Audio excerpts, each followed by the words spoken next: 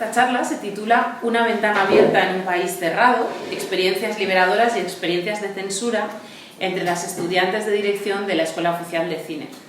Este título, Una ventana abierta en un país cerrado, está sacado de una cita de Josefina Molino, que es una de las dos directoras, de las dos únicas mujeres que se graduaron en dirección. Se graduaron más de 30 años después de que la escuela se hubiera creado, en 1969, y ella, en una evocación de la escuela, dijo: este era el verdadero atractivo de la escuela para nosotros, las prácticas. Hoy, sin embargo, y al margen de ellas, sé que fue un privilegio pasar por allí. Era una ventana abierta en un país cerrado. Así que bueno, iré haciendo referencia, porque alrededor de esta idea se estructura esta charla, en la que, por una parte, me referiré a cómo la Escuela de Cine, la Escuela Oficial de Cine, fue un espacio de libertad, así es como se ha presentado y se ha reivindicado siempre. Fue un lugar donde había unas circunstancias que permitieron que se pudieran hacer unos ejercicios de escuela, unas prácticas de escuela que en ese momento en España eran inconcebibles en el cine que se presentaba en las salas, porque España estaba en una dictadura que comenzó en 1939 con el final de la Guerra Civil y terminó en 1975 con la muerte del dictador, y de algún modo, al ser prácticas de escuela, esto lo entraré después también en eso, pues era posible que pudieran darse unas licencias que no se daban en el cine comercial, que estaba sometido a la censura. Pero al mismo tiempo, ella dice como esto, era una ventana abierta en un país cerrado, era un país realmente cerrado, con lo cual también pues, nos referiremos a cómo en un momento dado pues sí que hubo una censura dentro de la escuela. Lo primero que os quiero decir es que me gustaría mucho que no sea esta presentación algo unidireccional, como una conferencia o una clase magistral, así que yo voy a ir contando cosas, intentaré no extenderme demasiado para que haya tiempo para el diálogo, pero si queréis hacer alguna intervención, alguna pregunta mientras estoy hablando, me encantaría. Podéis levantar la mano y podemos parar como si fuera pues, una clase, ¿no? Pero bueno, también quería hablar, además de esta idea de una ventana abierta en un país cerrado, cómo la Escuela de Cine fue una experiencia liberadora dentro de la dictadura franquista, explicando un poco por qué era liberadora esa experiencia, qué pasaba con las mujeres en la dictadura franquista. Pues bueno, para empezar, se habían hecho una serie de logros, se habían alcanzado una serie de logros en España durante la Segunda República. Las mujeres se habían emancipado, había habido ya unos movimientos feministas de liberación de las mujeres, liberación sexual, liberación en cuanto a acceso a la vida pública, a la esfera pública, la profesionalización de las mujeres accedían también al trabajo, y todo esto pues digamos que sufrió un retroceso con la dictadura franquista, que era una dictadura con una orientación nacionalista y católica, y que trató de confinar a las mujeres en el interior de los hogares, en los espacios privados y domésticos. Había un estatuto del trabajo que establecía ya en 1938 que para poder trabajar, viajar, estudiar o para tener una empresa privada, digamos, esto no era el estatuto, eran otras normas que iban junto con ese estatuto, pero digamos que para poder trabajar básicamente la mujer necesitaba el permiso del marido o del padre. Y aunque esto se fue modificando progresivamente a lo largo de la dictadura, fue algo que las mujeres en la práctica tenían muy complicado, trabajar si no era con el beneplácito de los padres o de los maridos. Además hay que decir que en el ámbito de la industria cinematográfica, y esto no es exclusivo de España, sino que se da en todos los países del mundo, pues las mujeres están relegadas de los roles de liderazgo creativo y económico. Sabemos que si estudiamos la cinematografía de cualquier país, que normalmente las mujeres se las destina a los oficios como mucho de montaje, pero normalmente pues son las script, son maquilladoras, vestuario, decorados, pero no se les suelen dar roles de liderazgo. Por lo tanto, estudiar en la Escuela de Cine y estudiar el grado de dirección era algo muy llamativo para esas mujeres, porque era una oportunidad de hacer cosas tanto en la vida como en la práctica cinematográfica, que la sociedad pues no les facilitaba.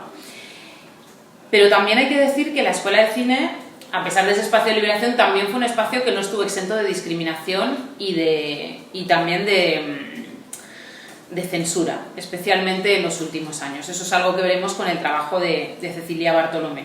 Vamos a ver que el machismo y el nacionalismo se impusieron en algunos casos en los que las mujeres trataban de o bien acceder a la escuela o bien asegurar su permanencia, y en otros casos fue el carácter desafiante de sus prácticas, de las prácticas de escuela, el que hizo que se censurasen sus trabajos. Luego explicaré que la censura durante mucho tiempo no se practicó una censura oficial, pero en los últimos años de la escuela sí que entró la censura oficial y de una manera muy drástica.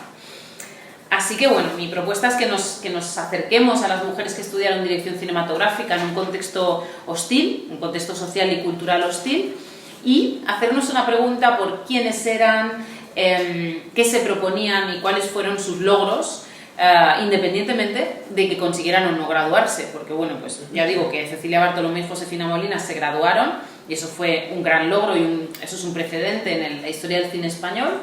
Hay que decir también que la Escuela Oficial de Cine es el primer centro oficial de enseñanza del cine que se creó en España, pero yo considero que incluso las que no se graduaron realizaron unos logros vitales y creativos dentro de la escuela que también me gustaría que comentáramos.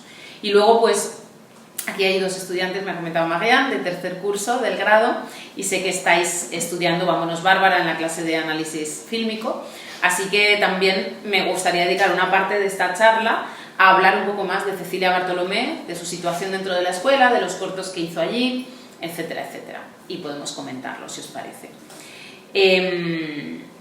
Bueno, si más tarde os interesa, cuando estemos en la parte de discusión, os puedo hablar de la metodología de investigación que he utilizado. Es una metodología que está muy vinculada con la teoría fílmica feminista, que busca poner en el centro de la historia del cine a las mujeres. Normalmente las mujeres tienen un lugar menor, marginal o distanciado del rol protagónico que tienen los hombres, pero lo que plantea la teoría fílmica feminista es que eso no es por un motivo intrínseco de cómo es el cine o cómo es la historia del cine, sino que tiene que ver con cómo se cuenta la historia del cine. Entonces, dependiendo de cómo contamos la historia del cine, las mujeres tienen un lugar marginal o tienen un lugar protagónico, al igual que lo tienen los hombres. Entonces, digamos que la metodología que he utilizado está encaminada a ese objetivo, ¿no? Pero luego lo podemos discutir más, si queréis. Para empezar, lo que querría es enmarcar un poco históricamente la Escuela de Cine para que podamos ver cómo se relaciona también con otros centros, ¿no? Como os decía, se creó en 1947 y en ese momento se llamaba Instituto de Investigaciones y Experiencias Cinematográficas, luego pasó a llamarse Escuela Oficial de Cine, cuando se equiparó con los estudios universitarios a principios de los 60. Y algo que creo que puede ser interesante en este espacio es comentar que la Escuela Oficial de Cine española se inspiró de manera muy directa en dos centros que ya existían en ese momento, que eran el Centro Sperimentale di Cinematografia, que se creó en Roma en 1935, y el IDEC, el Institut des Hautes Études Cinématographiques, que se creó en Francia en 1943. Aunque a día de hoy nos pueda parecer que son tres sistemas muy diferentes, lo cierto es que en ese momento, Francia, en el momento que se crearon las escuelas, eran proyectos vinculados a proyectos autoritarios, de Estado autoritarios. El IDEC se crea en la Francia de Vichy, el Centro Sperimentale se crea en la Italia de Mussolini y el IEC se crea en la España de Franco. Por tanto, son proyectos que están vinculados con un interés por generar un cine nacional, por crear un modelo de cine nacional.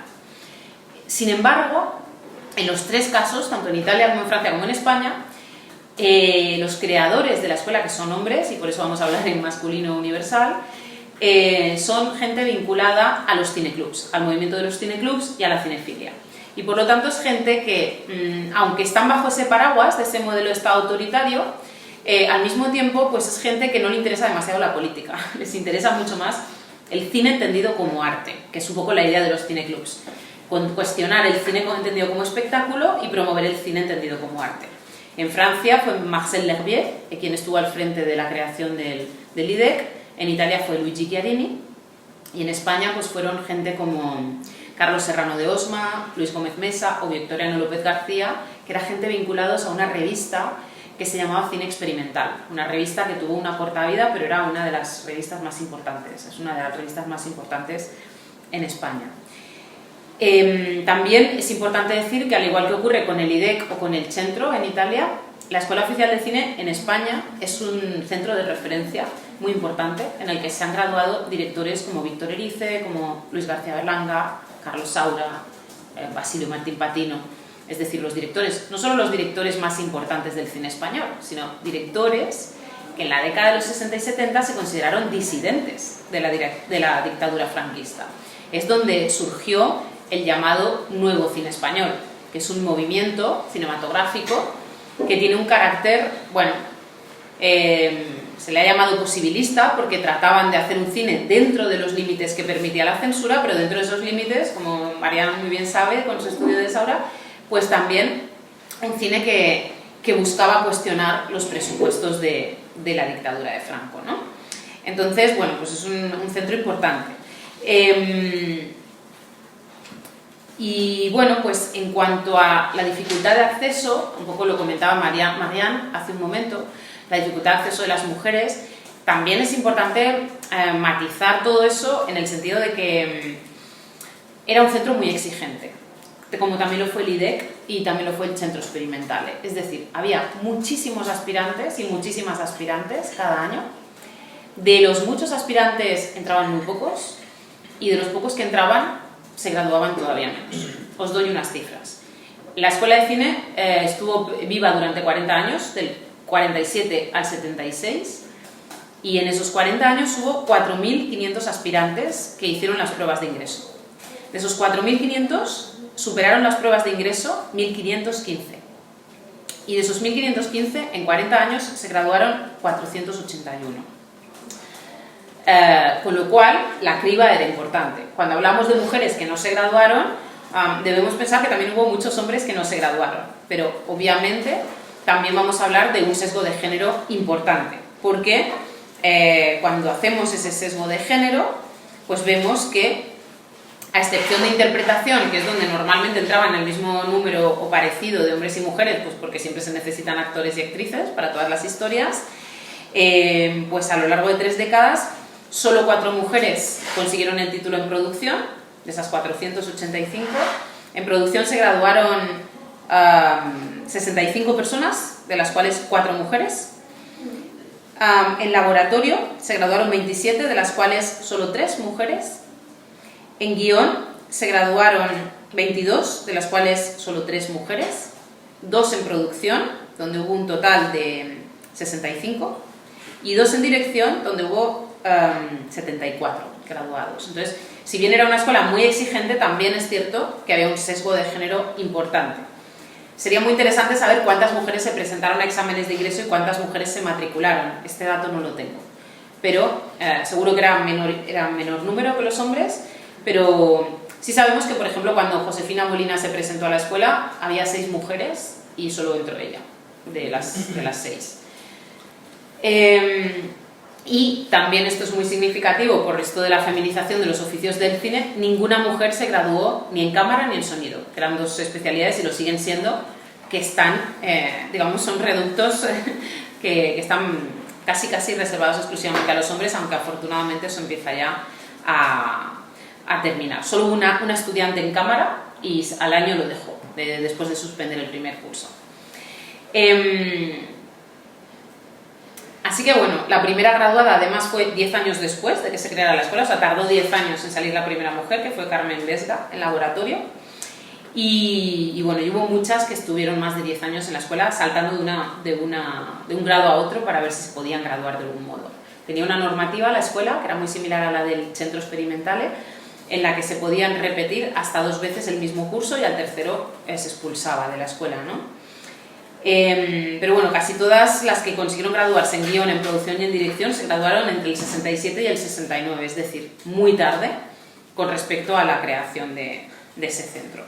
Además, estas mujeres, y a mí esta investigación me interesa mucho porque, sobre todo para las mujeres que estudian cine hoy en día, porque sigue habiendo un sesgo de género muy importante en la industria cinematográfica, En Francia no sé cómo estarán las cifras, pero en España las mujeres que trabajan en rodajes profesionales este año han subido 11 puntos y es un 37% con respecto a los hombres. En rodajes, no hablo de dirección. En dirección el porcentaje es menor.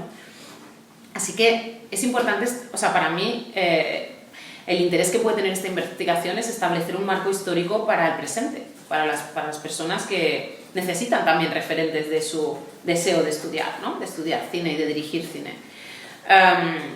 Y estas mujeres de la escuela, pues imaginaos, si ahora mismo hay que hacer todo un trabajo para establecer referentes para las mujeres del presente, pues imaginaos las mujeres que querían dirigir en 1947, donde había muy poquitas que hubieran dirigido, habían estado exiliadas porque las pocas directoras que hubo en la República en España se exiliaron después de la Guerra Civil, y en el 47 no había ninguna mujer que hubiera dirigido películas. Las únicas dos que dirigieron en España fueron Margarita Alexandre y Ana Mariscal, que empezaron en el 53.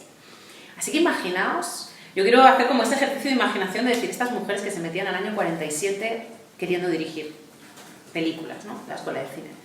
No tenían referentes en cuanto a figuras de liderazgo creativo, pero tampoco tenían referentes inmediatos. En la escuela de cine fue un centro que en 3 décadas tuvo 163 profesores y solo 15 fueron mujeres.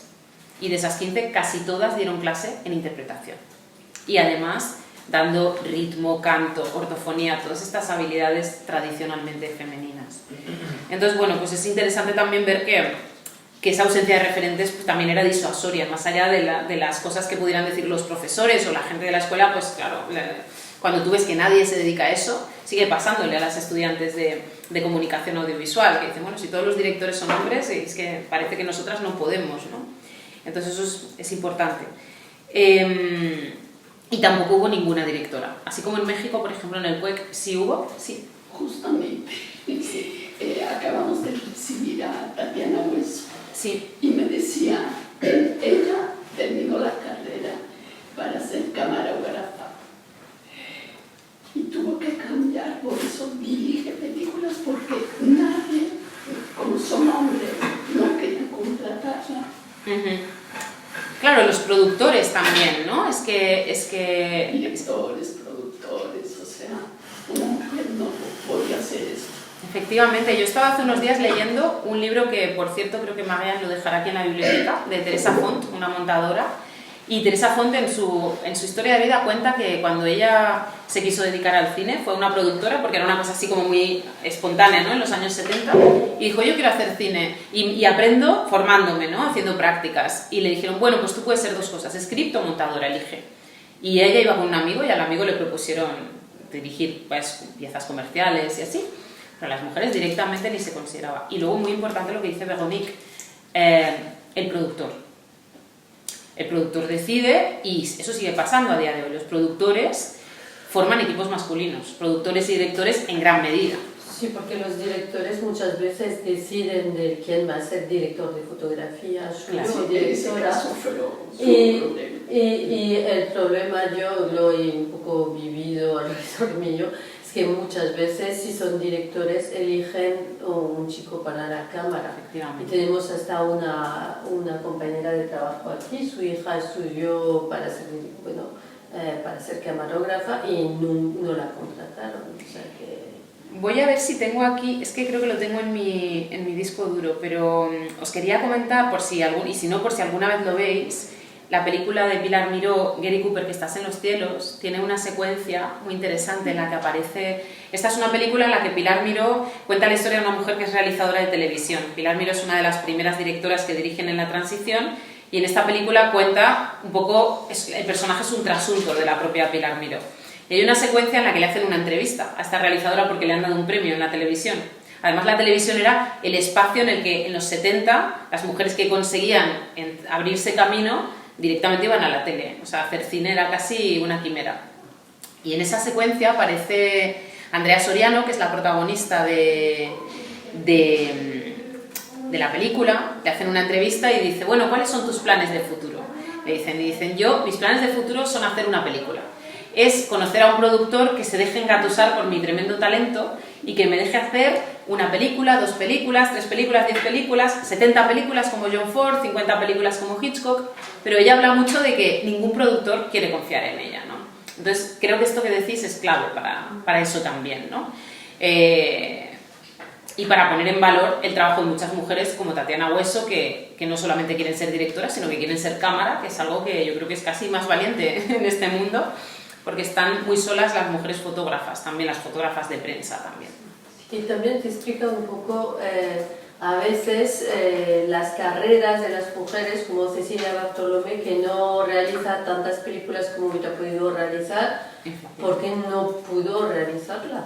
Claro, sí, y bueno, también en el caso de Cecilia, luego lo podemos comentar, cómo sufrió una censura muy dura en los primeros años después de graduarse, pues como que le cercenaron su carrera profesional, porque estuvo 6 años en una lista negra, sin poder dirigir. Entonces esto también fue añadido a todas las dificultades que ya el hecho de ser mujer suponía, ¿no?, en aquella época.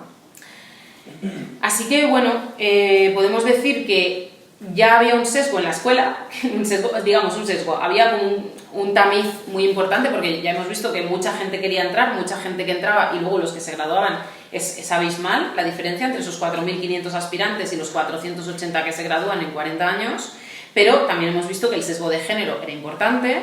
Había también un sesgo de clase, porque claro, para entrar en esta escuela, pues casi todas, la gran mayoría de las estudiantes tenían medios económicos, porque pues, estaban allí unos años que no se dedicaban a otra cosa, y tenían perfiles personales muy curiosos, muy atípicos para la época.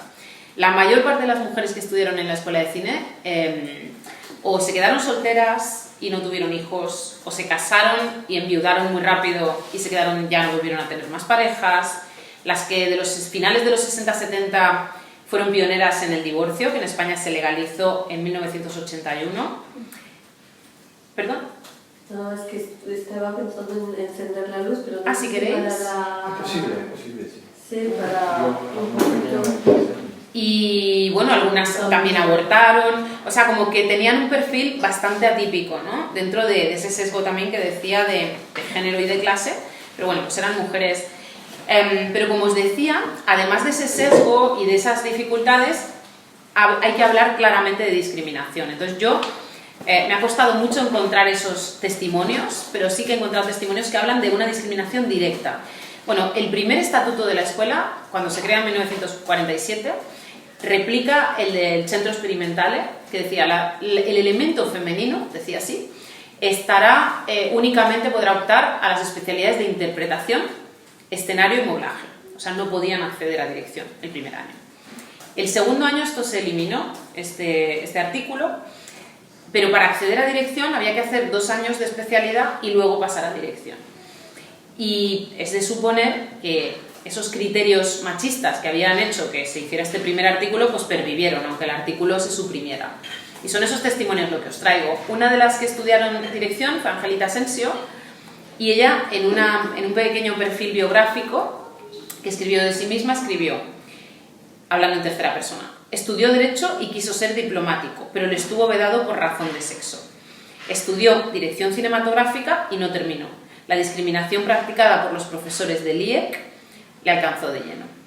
Y bueno, aunque no sabemos qué le pasó exactamente, podemos hablar de otra experiencia de discriminación de alguien a quien he podido entrevistar, que es la primera que se pudo matricular en dirección en el año 52, que es Manuela González Aba, que habla de justamente el año anterior a entrar en la escuela, cuando ella era directora del coro de la universidad, del Sindicato Español Universitario. Dice: una vez en Radio Nacional quisieron hacer una grabación en la que cantábamos algo de Antonio Caldara, con el cuarteto de violín de Radio Nacional y con Odón Alonso, director del coro de cámara de la emisora, al piano.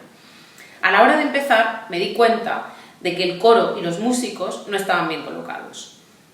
No me podían ver porque me estaban dando la espalda. No quisieron concederme la categoría de directora. No había directoras de coro o de orquesta en esa época, más allá de alguna mujer que dirigía el coro de educación y descanso con una varita. Yo lo hice con las manos, me divertí mucho. Entonces, esta mujer, a la que no le dejaron hacer el papel de directora, tenía 25 años cuando le pasó esto.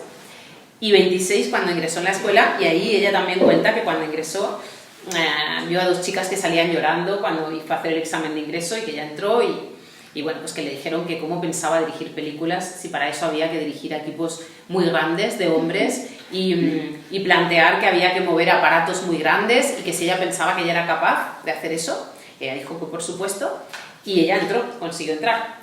Entonces esto me llevó también a preguntarme el perfil de estas mujeres, o sea, ¿cómo eran estas mujeres que conseguían entrar? Porque también es bastante curioso que ellas se reafirmaran en medio de toda esa hostilidad ambiente, ¿no? Y ella, al igual que por ejemplo Cecilia Bartolomé, han dejado testimonios de eso.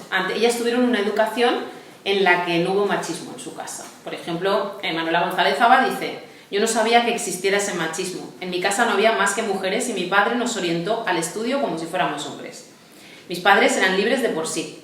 En casa no hubo música hubo siempre música clásica, muchísimos libros y una relación absolutamente igualitaria entre mi padre y mi madre. O sea que ellas, tanto ella como Cecilia, tenían un modelo en el que ni se planteaban que el machismo existiera. Se lo plantearon cuando llegaron a la sociedad y se encontraron con esas cortapisas, pero ahí ellas dijeron, bueno, ¿esto qué es? Y como que no se planteaban no hacerlo, ¿no? Porque nunca habían tenido esos.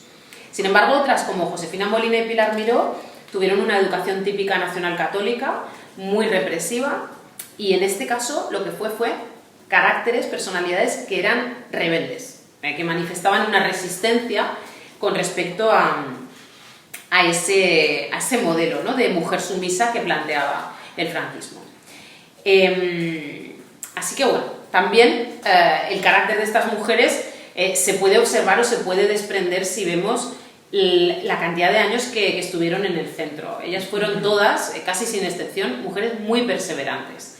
Algunas de ellas repitieron todos los cursos hasta agotar, es decir, repitieron 2 veces primero, pasaron a segundo, repitieron 2 veces segundo, pasaron a tercero, repitieron 2 veces tercero, la suspendieron, pasaron a producción. Entonces, por ejemplo, Catherine Waldo estuvo 11 años en la escuela.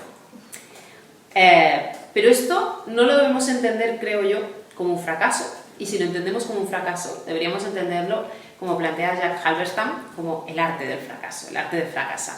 Jack Halberstam defiende mucho que en una sociedad determinada el fracaso se define por qué se considera éxito, y cuando el éxito lo definen unas élites patriarcales, económicas, culturales, y sociales, pues quizá fracasar es una forma de plantar cara a ese sistema, ¿no? Lo que dice Pasolini, ¿no?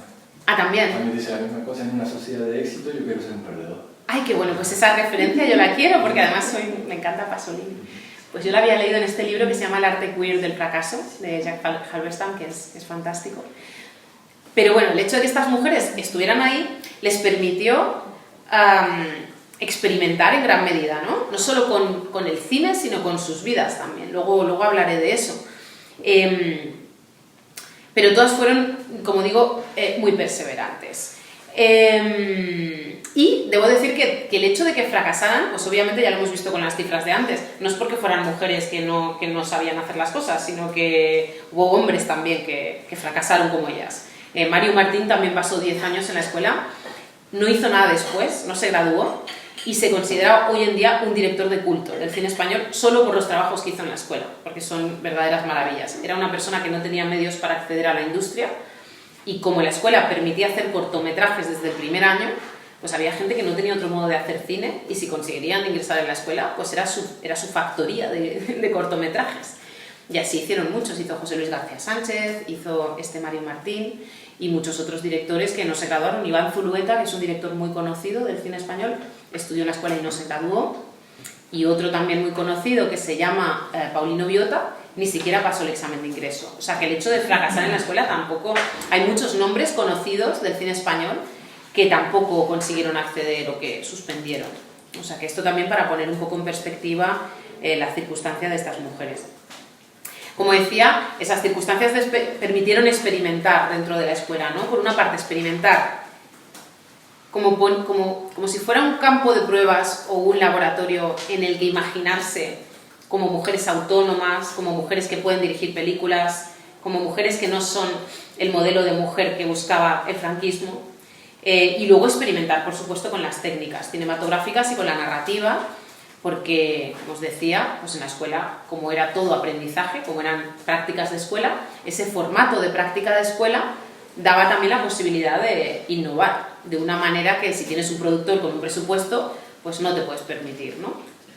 En la escuela, en cambio, eso sí que lo hacían. Y una de las maneras de innovar fue, por ejemplo, plantear narrativas protagonizadas por mujeres. En el cine de la época, las películas, y en el cine clásico en general, siempre tienen un personaje protagonista masculino que realiza un trayecto a lo largo del relato y con el que, seamos hombres o mujeres, nos identificamos porque es el protagonista, y la mujer casi siempre tiene un papel secundario. Bueno, en la mayor parte de estos cortos que hicieron estas mujeres, hay 25 cortometrajes que he utilizado como corpus, casi siempre las protagonistas son mujeres. Y en ese protagonismo femenino vemos el deseo sexual. Hay un corto que es impresionante, que es prácticamente la inversión de este concepto de Laura Mulvey, el male gaze y el láser miradabilidad que ella plantea en placer visual y cine narrativo. Se invierte y lo que vemos es que la cámara observa el cuerpo escultural en movimiento de un hombre muy atractivo que se dedica a hacer deporte, ¿no? Y que incluso recibe un piropo por la calle de una mujer. Otras plantean relaciones problemáticas con el sexo masculino. Por ejemplo, en Telegrama, de Elena Lumbreras, habla de una mujer que tiene una dependencia emocional de su amante y que se pierde por eso, que es desgraciada. Es como una crítica al amor romántico, ¿no? Porque es una mujer libre, que vive sola, que es muy independiente, pero que cuando se encuentra con su amante depende totalmente de él y se pierde a sí misma, ¿no? Entonces hay como narrativas muy bonitas. Aunque los cortos no tengan una perfección estética, una perfección técnica, digamos que son muy interesantes como objetos culturales porque nos permiten ver la mirada de estas mujeres sobre el mundo, cómo miraban el mundo, cómo pensaban las relaciones humanas entre los sexos, entre generaciones, cómo se enfrentaban a la generación de los padres, ¿no? Que tenía una cultura quizá, pues en el caso de Josefina Molina, ¿no? Mucho más conservadora. Así que, pues también esas experimentaron, pero luego también experimentaron con técnicas. Luego lo veremos con Cecilia Bartolomé, que no solo era plantear nuevos modelos narrativos protagonizados por mujeres, sino también, vamos a ver, que experimentaron con géneros, con estilos, con formatos, etcétera, etcétera.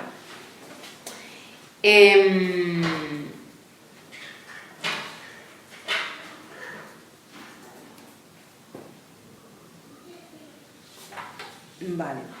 Y luego, pues eso, me gustaría pasar a los trabajos de Cecilia Bartolomé, ¿no? Tengo una pregunta. Sí. Elena Lumbreras, entonces no se graduó, no tuvo... Elena Lumbreras es un caso bastante peculiar porque, bueno, Elena Lumbreras es una cineasta que fue muy importante para el cine militante español. Ella formó el colectivo Cine de Clase con Mariano Lisa y hicieron muchas películas militantes. Hizo una película en el 68, clandestina, que rodó en España y bueno, fue una directora importante. Ella recibió una beca del Centro Experimentale y fue al Centro Experimentale y allí se graduó como directora.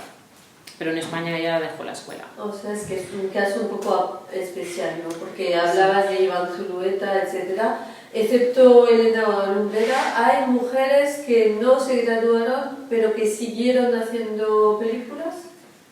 ¿O no? No. Es el único caso. Es el único caso.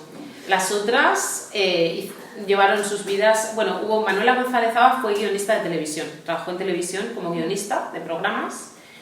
Y las demás, las que he podido trazar el recorrido, porque tampoco todas las he podido localizar. Pero, por ejemplo, Elisa Corona, la del cuerpo en movimiento, ella fue periodista toda su vida, una periodista bastante reconocida en la radio, en la prensa, etcétera, etcétera. Teresa Dressel y Angelita Asensio, no he sabido nada de ellas después de la escuela, es que muchas se pierden el rastro, no se sabe, son anónimas la mayoría. Y Catherine Waldo, la norteamericana, tampoco. O sea que no. Por eso también decía que la escuela era un espacio de experimentación con sus vidas, porque yo tengo la sensación de que, por ejemplo, para Manuela González Aba no era una aspiración dirigir. Ella le gustaba escribir y se metió en dirección porque ella quería entender cómo funciona una película para luego poder escribir guiones desde esa óptica. Sí. Pero entonces se sabe poco de la mayoría de estas 25 mujeres que estudiaron. No, fueron 10. Fueron como, bueno, según consideremos las que estudiaron dirección o no, sí. son 10-12 las que estuvieron en dirección. Sí, y 25 los cortos. Los cortos. De estas 10 mujeres, muy pocas al final terminaron trabajando en el cine, aunque sea en guión, en otra cosa. Y Elena Lumbreras también estaba en dirección. Sí, Elena Lumbreras estaba en dirección y sí, no se sabe nada de ellas. Yo la investigación que he hecho fue una investigación que partió de cero, porque no se sabía quiénes eran. O sea, eran completamente anónimas y fue posible hacer esa investigación porque en Filmoteca Española está la colección completa de la Escuela Oficial de Cine, ahí están los expedientes académicos. Y en su momento pude tener acceso a esos expedientes y rastrear a estas mujeres a las que he buscado casi en una labor detectivesca, porque no aparecían en internet, eran anónimas. Entonces ha sido como buscando de una manera por fuentes muy alternativas, que algunas las he localizado y otras no.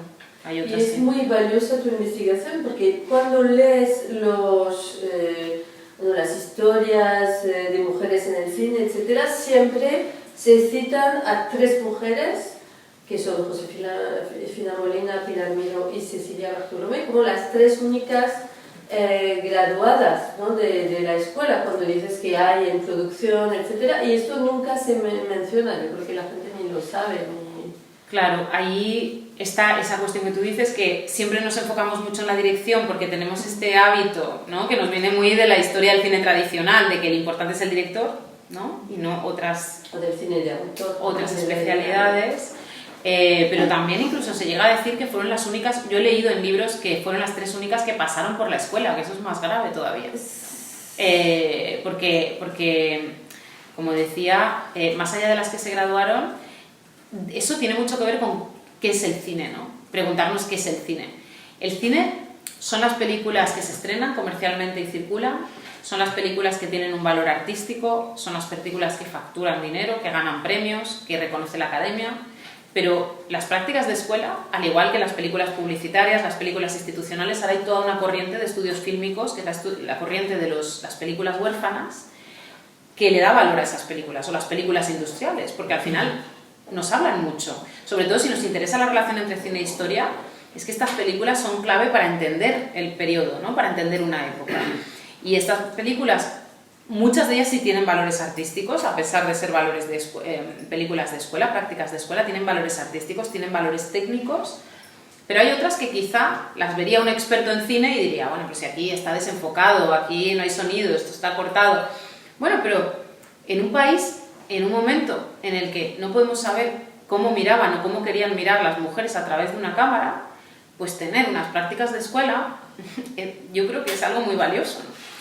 Entonces, por eso decía que la metodología esta de la historiografía fílmica feminista a mí me ha servido mucho, porque esa metodología nos invita a desplazar el foco, es decir, no a pensar el cine con los mismos parámetros de siempre, sino a prestarle atención a expresiones de imagen en movimiento, que al final son las películas, el cine es imagen en movimiento, que nos dicen muchísimas cosas sobre una época determinada, ¿no?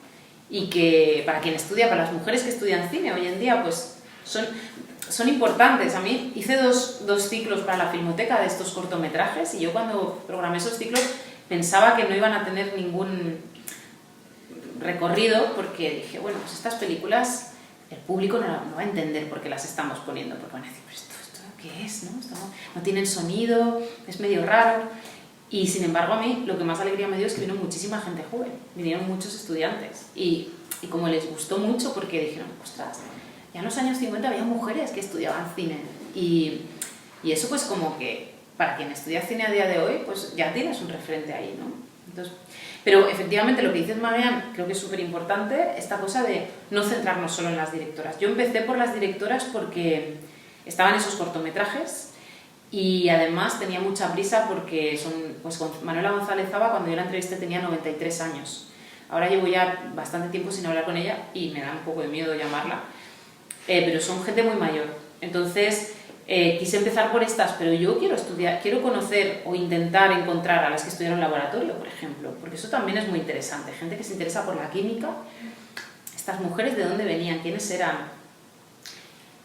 Y sobre todo lo que haces, yo creo que para los estudiantes es interesante y muy valioso ver que hay que ir a las fuentes, a los archivos para los que quieren o que querrán investigar. Y no no basta con leer lo que han escrito y repiten al final los autores que han leído que son tres, pues son tres y siguen tres, cuando en realidad eran mucho más, pero hay que ir a las fuentes, hay que hurgar en los archivos y toda esta parte como detectivescas es muy, muy divertida además. Sí, es muy divertida. Sí, pero es muy importante lo que tú dices porque, fíjate, en la teoría, las historiadoras del cine feministas, hasta hace muy poco, también decían que no había mujeres que hubieran dirigido, por ejemplo, en la época muda del cine. Se decía que no había. ¿No? Porque tú estudiabas la historia del cine de los primeros tiempos y no están en los catálogos o no están en las historias del cine, no están en los diccionarios y sin embargo este proyecto importantísimo en la Universidad de Columbia que se llama Women Film Pioneer, que fue un proyecto que se planteó, bueno, realmente hemos comprobado que no existe, vamos a buscar en los archivos. Entonces podéis buscar esta web donde hay cientos de mujeres en la época muda, productoras, directoras, guionistas, cientos de mujeres en todo el mundo, en todos los países del mundo.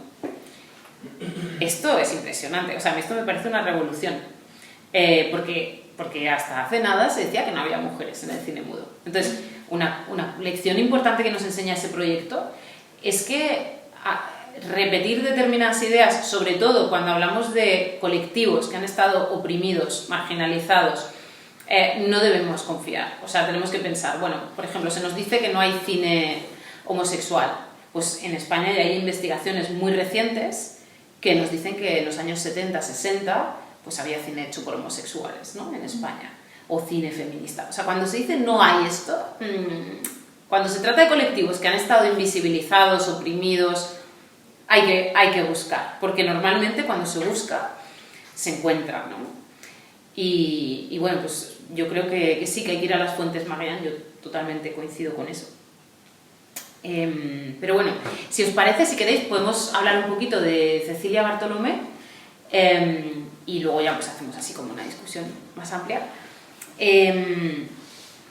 Bueno, lo interesante de Cecilia Bartolomé, entre muchas otras cosas, es que recogen sus prácticas de escuela las inquietudes del feminismo. Ella, digo que se graduó en 1969. En España, prácticamente sus trabajos de escuela, no lo voy a decir de manera categórica porque, como siempre, seguro que vamos a buscar y vamos a encontrar otras manifestaciones, pero son de las primeras expresiones del feminismo en el cine español. Con lo cual, son prácticas de escuela, pero tienen una importancia. Y esas inquietudes del feminismo no solo se presentan desde una perspectiva temática, es decir, con los temas de los cortos que hablan del divorcio, del aborto, de las medidas de contracepción, todo prohibido en España hasta los años 80 del siglo XX, sino también desde un punto de vista estético. Vamos a ver cómo se manifiesta ese feminismo en la estética de las películas de Bartolomé, pero fundamentalmente es usando el collage, incorporando referencias de la cultura pop y de la cultura de consumo, para poner de manifiesto cuál es el lugar de la mujer en la sociedad española. Si conocéis el cine de la directora checa Vera Chytilova, no sé si os suena, es una directora, ella hizo una película muy famosa que se llama Las Margaritas, que es fantástica. Pues digamos que dialoga mucho el cine de Cecilia Bartolomé con Vera Chytilova, también mucho con Richard Lester, que quizás sí que os suena más. Richard Lester es un cineasta angloamericano que hizo estas películas de los Beatles, A Hard Day's Night y la de Yellow Submarine y estos, pero también hizo una película muy feminista que se llama El Knack y cómo conseguirlo, que es una adaptación de una obra teatral de Angelico y y que habla mucho sobre el consentimiento, una película muy interesante. Pues Cecilia Bartolomé dialoga un poco con Richard Lester, con Vera Chytilova, y además los problemas que tuvo en la escuela Cecilia Bartolomé son, muy curiosamente, muy similares, hasta un límite casi siniestro, a los que tuvo Vera Chytilova en la República Checa, que era un país comunista. Es decir, lo que me interesa destacar aquí es que el tema del feminismo, ya lo decía al principio, trasciende los regímenes políticos. Es decir, la discriminación de las mujeres histórica la vemos en las democracias liberales, en las dictaduras fascistas o autoritarias y también en los regímenes comunistas. O sea, es muy interesante comparar las dos, a Cecilia Bartolomé y a Vera Chytilova, por eso. Las películas de Cecilia Bartolomé también son interesantes porque anticiparon, y en esto digo, anticiparon la respuesta de las feministas a las revueltas de mayo del 68, que sabéis que en el 68 pues sobre todo se priorizó un proyecto de izquierda revolucionaria, pero en el que las luchas de las mujeres no estaban incluidas. Esto llegó en la década de 1970, con Francia en un lugar pionero, el Mouvement de Libération des Femmes, que en gran medida pues estuvo capitaneado por un pequeño colectivo que se llamaba Les Marguerites, que creó Monique Wittig, y Christiane de Rochefort, que es la autora de la novela en la que se inspira Margarita y el Lobo, el trabajo de fin de estudios de Cecilia Bartolomé. Ahí hay como una serendipia, porque ella no conocía a Christiane Rochefort, pero hay muchos ecos entre el trabajo de Cecilia Bartolomé del 69 y lo que hacían Le Petit Marguerite y el Mouvement de Libération des Femmes en las manifestaciones de los 70. Una de las cosas que vamos a ver en sus películas que más tiene que ver con el Mouvement de Libération des Femmes es el détournement sobre canciones populares. Una cosa que hicieron en mayo del 68, se cantaban canciones tradicionales de lucha. No se hacían letras nuevas, eran canciones que existían y se cantaban. El Mouvement de Libération des Femmes se caracterizó por inventar canciones, pero también por hacer détournement con canciones populares, introduciendo letras de corte feminista. Y esto es algo que Cecilia Bartolomé hizo sistemáticamente, sobre todo en Margarita y el Lobo. A pesar de que, ya digo, anticipa, porque hay unos años de diferencia ahí, ¿no? Entonces, bueno, lo que hizo, que además es también muy similar a Vera Chytilova, pues es mezclar géneros cinematográficos como el musical y la comedia, que además el musical sabéis que tiene un componente de distanciamiento. Cuando vemos una película musical, como Cantando bajo la lluvia o cualquier película clásica musical, como espectadores somos mucho más conscientes de que eso es una película y de que es un artificio, porque vemos al público, normalmente vemos los focos, vemos todo el dispositivo, ¿no? Y eso como que nos invita como a establecer una distancia espectatorial. Tanto Vera Chytilova como Cecilia Bartolomé, al usar el musical, nos hacen que establezcamos una distancia, pero hay muchos mecanismos distanciadores que luego voy a comentar. Y luego utilizan también, y esto se lo criticó la censura tanto a Vera Chytilova como a Margarita y el Lobo, al utilizar canciones usan el playback. Y esto, pues la censura fue una cosa que dijo que, porque claro, en el guión te dice playback, canción, tal, pero no te pone la letra, ¿no? Entonces lo que decían los de la censura es que, claro, el playback era muy tramposo, porque luego se podía grabar una letra que uno quisiera, que podía ser contraria, ¿no?, a lo que quería la censura. Y tanto a Vera Chytilova como a Margarita, como a Cecilia, la censura las penalizó por usar el playback, por usar la fórmula musical del playback, porque hacía difícil la censura. Hay que decir que cuando Cecilia hizo sus películas en la escuela no había censura. Ella hizo, luego lo contaré, hizo sus películas en un momento prácticamente de revolución dentro de la escuela, pero la censura llegó después y ahí se vio que todo lo que había hecho era totalmente inadmisible para la dictadura, ¿no?, para la dictadura franquista. Entonces, bueno, si queréis, vamos a ver un trocito de Carmen de Carabanchel para que veáis un poco cómo funcionan sus películas. Y Carmen y Juan se casaron muy jóvenes y tuvieron muchos hijos y fueron muy felices. Y con el tiempo hasta se compraron a plazos un pisito por Carabanchel.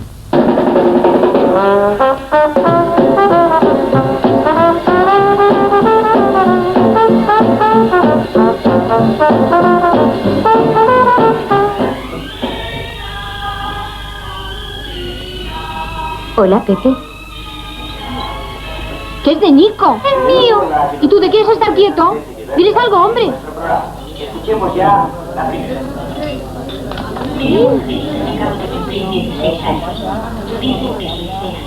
¿Qué creen ustedes a través de la foto?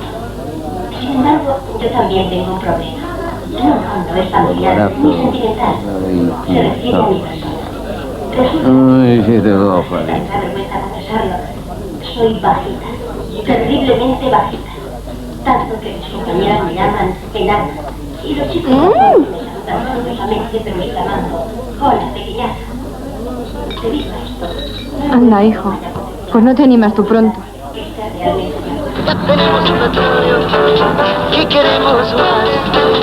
Somos españoles y tenemos paz.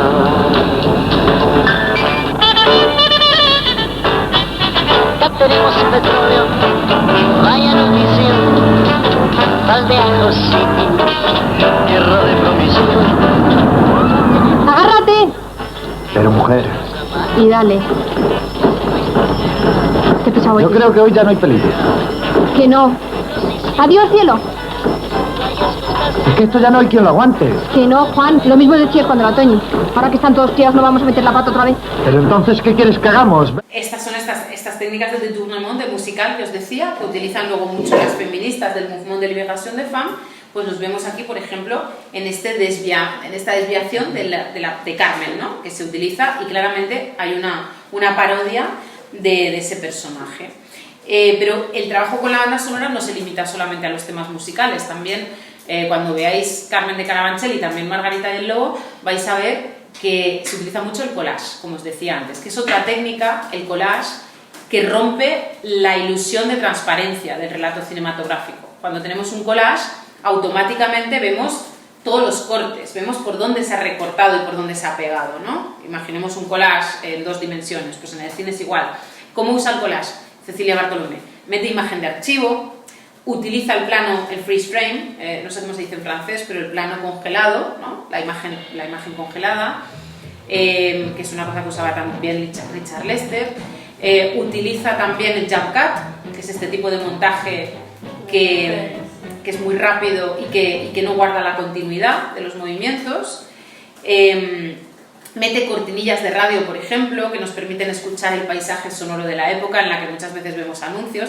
Y bueno, concretamente, una de las secuencias que os quería poner, que comentábamos antes con Marianne, es una secuencia fantástica en la que vais a ver, está Carmen con su marido por la noche, están viendo la tele y pues nada, lo típico, están con el salón a oscuras, la tele parpadeando y pues están ahí los dos aburridísimos porque en la tele que van a poner pues películas franquistas, están poniendo una película franquista y el marido empieza los prolegómenos para una relación sexual, empieza pues a acariciarla, a besarla y ella todo el rato le dice quítate, quítate, porque antes se les ha visto pasar por la farmacia para buscar unos preservativos y los farmacéuticos le han dicho que no.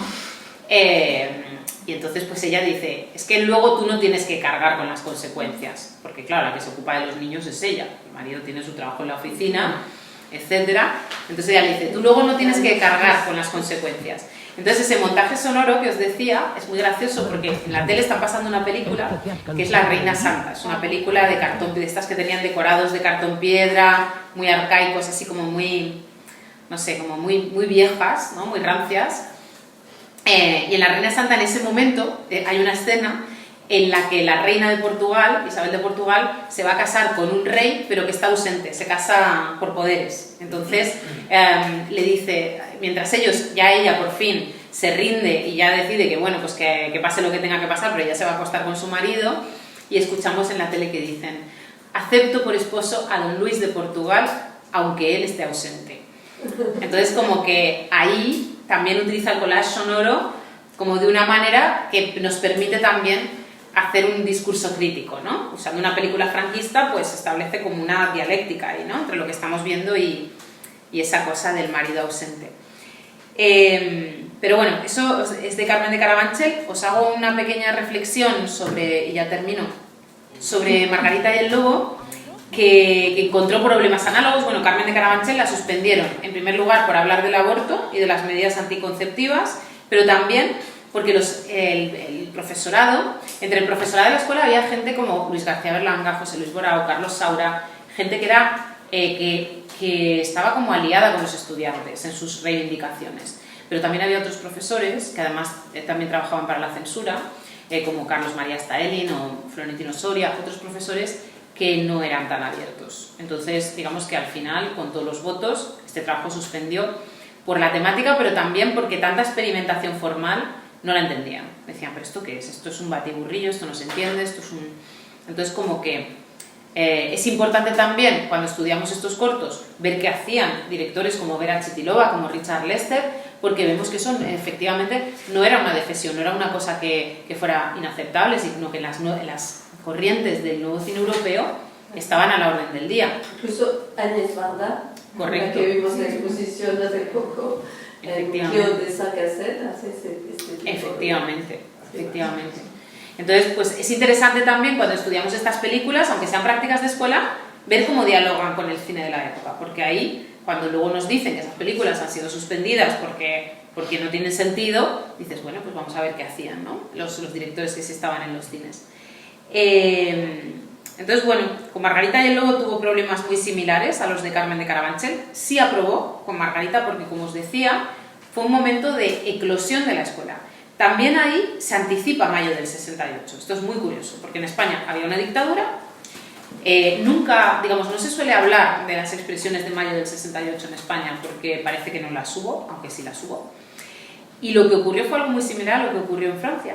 Justo estábamos hablando con Marianne y viendo que en el año 68 el IDEC fue tomado por los estudiantes y fue autogestionado durante 2 meses. Y en ese periodo fueron los estudiantes quienes decidían, y en México pasó lo mismo, en el CUEC, cómo se usaban los equipos, para qué se usaban. Se usaron para documentar las revueltas del 68 y bueno, pues como que se adueñaron de la escuela. Esto no llegó a pasar tal cual en la escuela de cine, porque nunca se perdió el mando de la dirección, pero sí que hubo algo parecido. Porque los estudiantes consiguieron eliminar la censura de cualquier tipo, porque antes se censuraban los guiones, no se censuraban las películas, pero si una historia no gustaba, pues decían, esta historia no. Eliminaron todo tipo de censura, instauraron el Sindicato Democrático de Estudiantes, que estaba prohibido en todas las universidades españolas, y lo instauraron en la escuela, y conquistaron el derecho de puntuar los exámenes. Es decir, hasta ese momento los exámenes los valoraba el profesorado. Y a partir de aquí fue al 50%. El profesorado contaba la mitad de la nota y el estudiantado la otra mitad. ¿Su propia? Los de sus compañeros. Sí. Y entonces consiguieron eso y además, como ellos se adueñaron, digamos, de los medios de producción de la escuela, también repartían los metros de película, que era carísima. Pero la escuela tenía un buen presupuesto, entonces dieron muchos metros y el trabajo de fin de estudios de Cecilia es inusualmente largo, es casi un largometraje, dura 43 minutos. Eso fue una cosa totalmente excepcional que se dio en ese momento. Y eso, pues claramente, fue en el año 67, anticipa lo que ocurrió, ¿no?, en el 68, por ejemplo, en París o en México.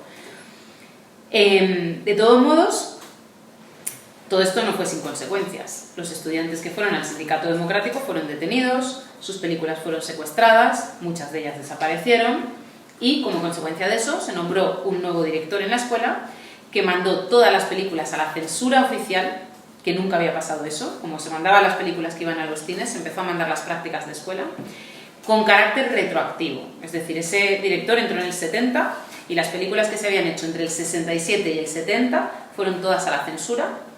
Y varias fueron prohibidas, secuestradas, y el dictamen era que había que destruirlas. Esto me lo contó una trabajadora de la Filmoteca, es muy impresionante, como era celuloide, y el celuloide es inflamable, se destruían con hachas, con hachazos. Sabemos que muchas películas se han salvado porque los mozos de almacén de la escuela salvaron los negativos. Destruyeron las copias positivas, como se les había ordenado, pero salvaron los negativos. Entonces hay muchas copias, o sea, muchos trabajos de escuela que están conservados en Filmoteca Española como negativos sin montar o como negativo montado, que se salvaron de la censura porque los mozos del almacén quisieron preservarlas. Esta también es una historia bonita. Y la de Cecilia pues fue una de las que se prohibieron tajantemente, pues puedo leer algunos de los comentarios de los censores. Y en el caso, muchas películas se prohibieron por motivos ideológicos o morales, pero en el caso de Margarita y el Lobo, la prohibición de esta película fue por motivos de género, claramente relacionados con las luchas feministas. Os voy a leer algunos de los comentarios de los censores. Prohibición total a efectos de su proyección en cualquier ámbito y sucesión a cualquier entidad o persona. Dentro y fuera de la escuela.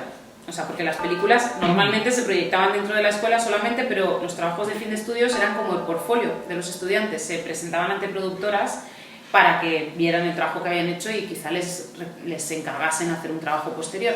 Se prohibió dentro y fuera de la escuela. Dijeron los censores: es pornográfica, blasfema, subversiva y desvergonzada. El censor eclesiástico dijo que consideraba la película judiciable por constituir una burla de la Santísima Virgen, del Papa, de Franco, y otro decía que era inconcebible. Y, a ver si lo tengo por aquí, creo que tengo por aquí otro... no, pero esto es otra cosa que os cuento ahora muy rápido. Bueno, entonces se prohibió y se intentó secuestrar la película, y lo que ocurrió es que, bueno, había un productor que había visto la película, Juan Huarte, que era un productor de una productora muy importante, de X-Films, que hacían cine experimental y cine de arte, cine independiente, y quiso hacer un largometraje, quiso convertir la película en un largo, y se lo encargó. Margarita estuvo 4 años trabajando en ese proyecto. A ella la pusieron en una lista negra después de este trabajo que le censuraron en la escuela, y no pudo trabajar firmando ningún trabajo. O sea, ella trabajó mucho haciendo publicidad, haciendo cosas para mantenerse, pero no podía firmar porque no la contrataban.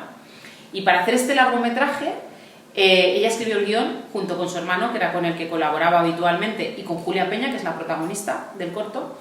Pero vemos cómo, si vemos las diferentes versiones del guión, cómo se va difuminando su nombre. Hay un momento en el que ella desaparece y ya solamente está su hermano, José Juan Bartolomé Pina, y los otros 3. Está Julia Peña, la actriz, José Luis Borao, que era un profesor, pero ella no aparece.